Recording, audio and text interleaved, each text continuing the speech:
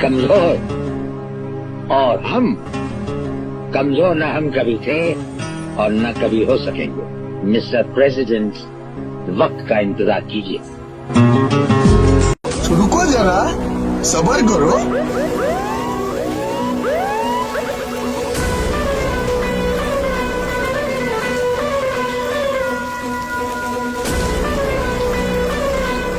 Instagram आयडीवर बाईगिरीचे video upload केले होते, परंतु मला माझी चूक लक्षात आली।